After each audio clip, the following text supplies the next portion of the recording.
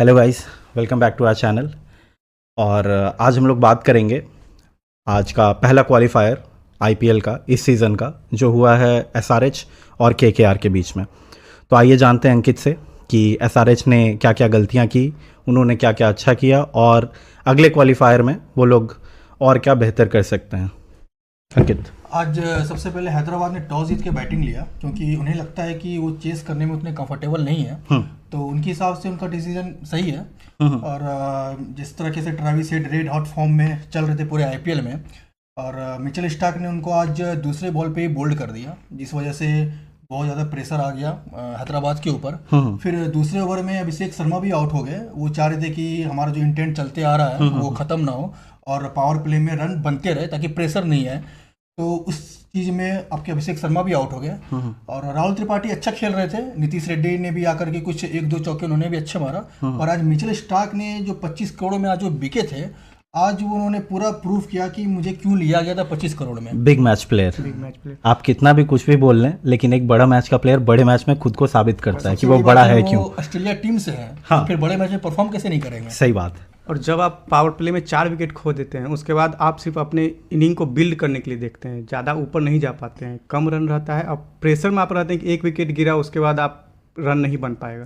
ठीक है, तो वही आज हुआ हैदराबाद के साथ। एक और सवाल है विकी मेरा तुमसे कि अगर हम लोग ये मैच रिजल्ट के हिसाब से तो ये फेवर में नहीं गया एसआरएच के, लेकिन अगर हम लोग नॉकआउट्स के प्रेशर के हिसाब से सोचे तो कहीं ना कहीं एसआरएच का बैटिंग करने का जो डिसीजन था, क्या तुम्हारे हिसाब से वो सही था? वो लोग अपने स्ट्रॉन्ग पॉइंट पे खेल रहे थे। उनको विश्वास है कि हम इतना रन बना देंगे पहला इनिंग में कि दूसरे इनिंग में सामने वाली टीम प्रेशर में रहेगी, इसलिए उनका टॉस जीत के बैटिंग लेना।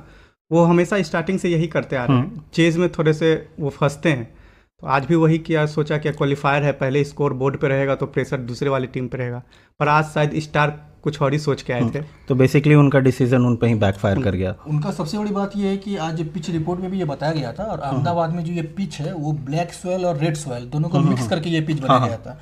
और जब ये पिच बनता है तो वो बैटिंग के लिए बहुत ज़्यादा सूट करता है। तो उनके दिमाग में फिर से आया होगा कि कहीं फिर से हम 220 250 मार दें, और एक प्रेशर वाला मैच है, क्वालिफायर 1 है, तो फिर शायद हमारे बॉलर को एक अच्छा रन मिलेगा डिफेंड करने के लिए। तो वो सोचे, पर वो चीज़ क्लिक नहीं कर पाया। सही है। तो विकी, राहुल त्रिपाठी एक तरीके से पिछले मैच के बाद इस मैच में वो आए और फॉर्म में नहीं थे। पिछले मैच में उन्होंने अच्छा परफॉर्म किया था, उनके ऊपर काफ़ी प्रेशर था, और इस मैच में भी उन्होंने अच्छा खेला। तो क्या रहेगा तुम्हारा ओपिनियन इस पर?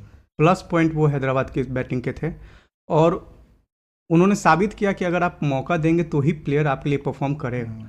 आप स्टार्टिंग के 2-3 मैच के बाद उनको बैठा दे रहे हैं, तो शायद वो भी प्रेशर में थे। हाँ, वो क्वालिटी प्लेयर है, उनके पास काफ़ी सारे शॉट्स हैं। विनर है वो। हाँ, अब परफॉर्म करते आए हुए थे, जो पुणे के लिए वो खेलते थे, तो उनके टॉप बैट्समैन थे वो। आपके 2022 में जब हैदराबाद में थे तब भी उन्होंने परफॉर्म किया, नंबर 1 प्लेयर। और इसी मुझे एक मैच याद आता है कि कोलकाता के खिलाफ ही मैच था, जो वरुण चक्रवर्ती को वो कवर्स पे छक्के मार रहे थे। और ये जो प्रॉब्लम मेरे हिसाब से त्रिपाठी के साथ रही है ना, वो प्रॉब्लम थोड़ी थोड़ी मुझे उनमें दिनेश कार्तिक की ना झलकियां दिखाई देती है।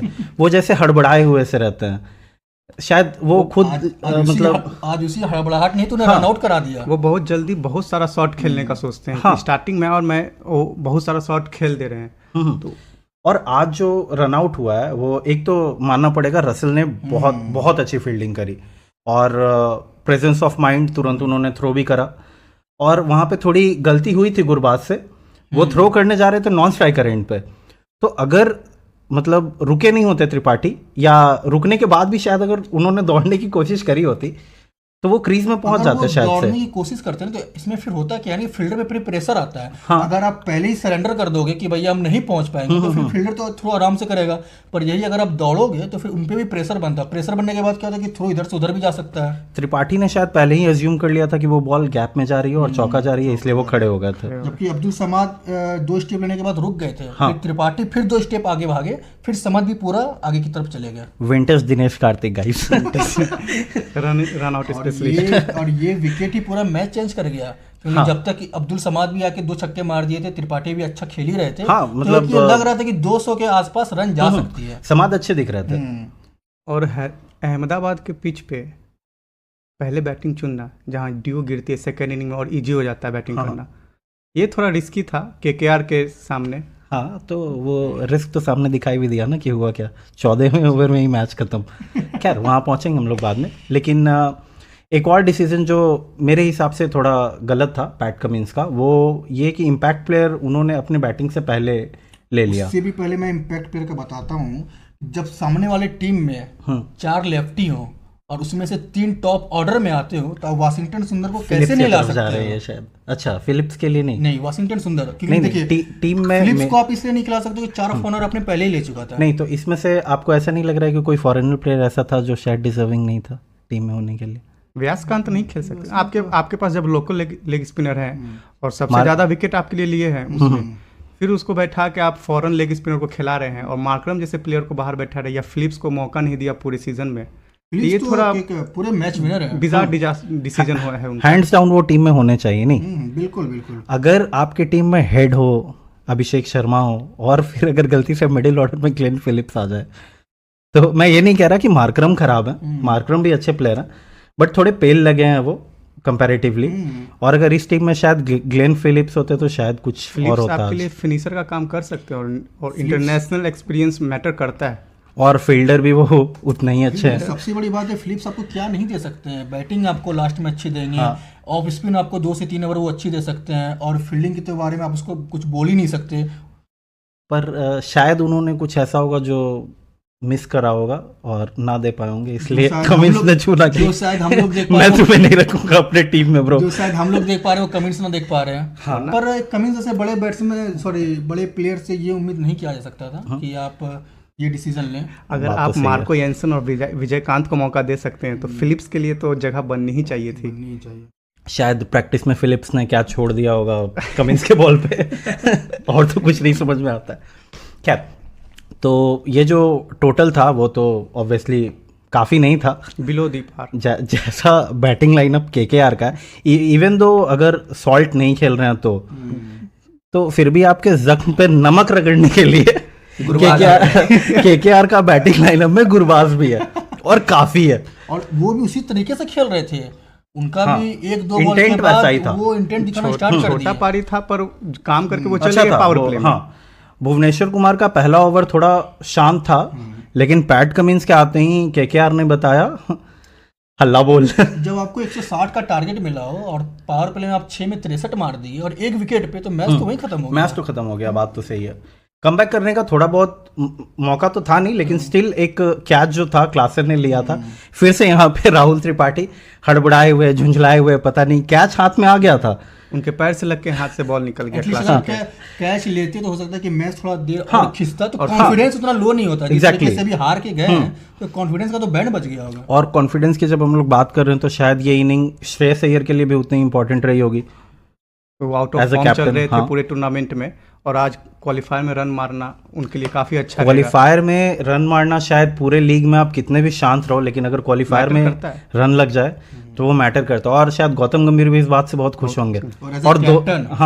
और दोनों अय्यर ने अच्छा खेला है। वेंकटेश अय्यर क्वालिफायर के स्पेशलिस्ट हैं, वो पहले भी अच्छा खेले हैं क्वालिफायर में, और उनको बहुत अच्छा यूज कर रही है केकेआर। जैसे जल्दी विकेट गिरता है उनको भेज देते हैं, वो मोमेंटम को कैरी ऑन कर देते हैं। लास्ट ईयर शायद यही कुछ चीजें थी जो केकेआर मिस कर रहा था। वो बैटिंग लाइनअप बहुत ही कंफ्यूज दिख रहा था। कभी सुनील नरेन ऊपर आ रहे थे, कभी नीचे जा रहे थे, कभी अय्यर ऊपर आ रहे थे, नीचे जा रहे थे। नहीं था ना, हर बार एक ही प्लेयर को नहीं खिलाते थे, बहुत चेंज हो रहे थे टीम में। आप ये देखो ना कि गौतम गंभीर को क्यों बोला जाता है बड़ा कोच, क्योंकि फर्स्ट मैच में सुनील नरेन रन आउट हुए थे, और वो रन आउट ऐसे हुए थे कि जब थ्रो मारा गया था तो वो मतलब छोड़ दिए थे कि भाई हम नहीं पहुंच पाएंगे। तो बहुत लोगों ने बोला कि अब ये मतलब उस तरीके के बैट्समैन नहीं है जो आप इनको ओपन करा रहे हैं, आपका फिर से टीम का वही हालत हो जाएगा जो पिछले साल था। सब लोगों ने बोला, पर गंभीर को असर नहीं पड़ा। गंभीर होके चुप थे और सोच रहे थे। उसके बाद देखिए सुनील कि अगले मैच में मिलते हैं गाइस। उसके बाद देखिए सुनील नारायण ने क्या किया, वो तो हम लोगों ने देखा ही फिर। हाँ, और हो सकता है कि ये बेस्ट ऑलराउंडर सीजन हो किसी भी प्लेयर के लिए आईपीएल में। ये जितनी पॉइंट स्टार स्पोर्ट्स दिखा रहा है उनके कोई आस पास भी नहीं है। अरे सुनील नारायण को आप सोच सकते थे कि ऑरेंज कैप में ये आएंगे 500 रन एक सीजन में, लगभग 500 और विकेट्स भी। आप उनसे ये सोच सकते हो कि किसी 1-2 मैच में वो आपको 50-60 तेज दे दिए, ये है। हाँ, हाँ। और आप ऑरेंज कैप के लिस्ट में वो आ रहे हैं, ये मतलब बहुत बड़ी बात है। उन्होंने ये खुद बोला भी था कि मैं ये सोचा भी नहीं था कि ऐसा कभी होगा मेरे लाइफ में। और ये मेरे हिसाब से ना इंडियन जो स्पिनर्स है अपने, अक्षर पटेल हुए या जडेजा हुए, ये लोग को एक सीख लेना चाहिए शायद कि बैटिंग अगर हम लोग सुधार लें और अपना हाथ ऐसे ला के रोके नहीं, तो शायद कुछ रन और बन सकते हैं और वो टीम इंडिया के लिए भी शायद अच्छा होगा, टीम के लिए ज़्यादा फायदेमंद रहेगा। हाँ। उनके क्योंकि खेल तो वो अभी भी रहे हैं। और जडेजा ऐसा नहीं है ना कि अगर वो एक मैच में परफॉर्म नहीं करेंगे जडेजा बैटिंग में तो उन्हें बैठा दिया जाएगा। तो अगर इस बात का डर नहीं है तो फिर थोड़ा रिस्क लेने में क्या जाता है। और धोनी का हाथ है उनके ऊपर, तो फिर वही बात है ना कि आपके पीछे कोच का भी होना चाहिए कि आपको ऐसे खेलना है, वो बोला जाए। हाँ, ये तो फिर जडेजा को या अक्षर पटेल को एक मैच में फर्स्ट डाउन भेजा गया तो उन्होंने 50 किया वहाँ पे। हाँ, तो उसके लिए आपको रेगुलर उसको खिलाना पड़ेगा वहाँ पे, वो भरोसा देना पड़ेगा कि हाँ आप मेरे लिए बैट्समैन का भी काम कर सकते हैं। मेरे हिसाब से ये है कि मतलब जहाँ तक मैं सोचता हूँ कि आप किसी भी प्लेयर को अगर आप मौका दे रहे हो तो एटलीस्ट 4 से 5 मैच से दो। हाँ, मिनिमम उन पे इतना भरोसा रखो कि अगर 1-2 मैच भी फ्लॉप हो गए तो जो तुम्हारा पोजीशन है तुमको वहीं पे मिलेगा और तुम जाओ और परफॉर्म करो। अगर आप 1-2 मैच देख के उनको अगर आप हटा दोगे तो लक, क्रिकेट कहीं ना कहीं लक पे भी चलता है। अगर उनका लक उस दिन अच्छा नहीं रहा है, वो एक अच्छे बैट्समैन है और उनको फिर आप हटा दोगे तो फिर वो परफॉर्म कहाँ से कर पाएंगे। और कॉन्फिडेंस भी तो तभी आएगा ना जब एक प्लेयर को पता हो कि मौका मिलना है। विराट कोहली, रोहित शर्मा, ये सब बड़े प्लेयर इसीलिए बने हैं क्योंकि उन्हें बैक किया गया था। हम लोगों ने काफ़ी ऐसे प्लेयर्स को देखा है जिन्हें बैक नहीं किया गया और आज बात होती है कि शायद उन्हें बैक किया गया रहता तो वो भी बड़े प्लेयर बनते। मुझे जहाँ तक लगता है कि सुनील नारायण को बोला गया होगा गौतम गंभीर के कि आप अगर 13 मैच में भी रन नहीं मारोगे ना, 14वां मैच में भी आप ही मेरे ओपनर रहोगे। और बोला होगा ये। हाँ, और गंभीर ने ये भी बोला होगा कि उसके बाद के भी 14 मैच के बाद भी जो 2 मैच होंगे उसमें भी तू ही ओपन करेगा, क्योंकि सिर्फ गंभीर ही हाँ, क्योंकि हमें पता है that guy is way too confident कि ऐसा कुछ वो सोचेगा कि 2 मैच के बाद मैं ओपनिंग स्लॉट से इसे हटा दूंगा। ऑप्शंस थे, ऐसा नहीं ऑप्शन नहीं थे उनके पास, बट स्टिल आपके लिए 21 में Venkatesh Iyer as an opener हाँ, टॉप स्कोरर थे। काफी अच्छा परफॉर्म किया था उन्होंने। आप ये चीज देखो ना कि मिचेल स्टार्क के साथ तो वो हमेशा गए ना, पूरा सीजन खराब गया उनका। लोग कितना बोल पूरे सीजन कमेंट्री पैनल ने बस यही बोला है कि महंगा लॉस 25 करोड़ के लायक 25 करोड़ के लायक नहीं। आज उन्होंने पावर प्ले में ही 80% मैच कोलकाता को दे दिया और उन्होंने कमेंटेटर्स को बता दिया कि आप मुझे जज करने के लायक नहीं है। और राइट, मैं ऑस्ट्रेलियन हूं तो और मत करिए क्योंकि फिर जब भाई प्लीज मत करना इस बार यार, प्लीज दिल टूट के थक चुका है। कोई नहीं गाइस, इस बार रोहित शर्मा विराट कोहली मारेंगे और नीचे रिंकू सिंह भी रहेंगे होपफुली। शिवम दुबे प्लीज कुछ कर भाई। तो ऐसा करते हैं कि आज के लिए फिर इतना ही रहने देते हैं, क्योंकि अगर क्रिकेट पे डिबेट और डिस्कशन करने बैठे ना हम लोग तो शायद हम लोग खाना खाना भी भूल जाए। बाकी काम तो शायद इम्पोर्टेंट भी नहीं है हम लोग के लिए। तो आज के डिस्कशन को यहीं खारिज करते हैं और उम्मीद करते हैं कि आज का कंटेंट आप लोग को अच्छा लगा होगा। और हम लोग कल फिर वापस आएंगे। कल बहुत बड़ा मैच है और कल आप फैंस के लिए हम लोग एक और वीडियो लाएंगे। तो तब तक के लिए धन्यवाद और हमारे वीडियोस को लाइक करें, शेयर करें, सब्सक्राइब करें और जैसा भी लगता है कमेंट करके ज़रूर बताएं और हमें फॉलो करें। और अगर कुछ लगे करना है तो प्लीज़ करें। Thank you, bye bye.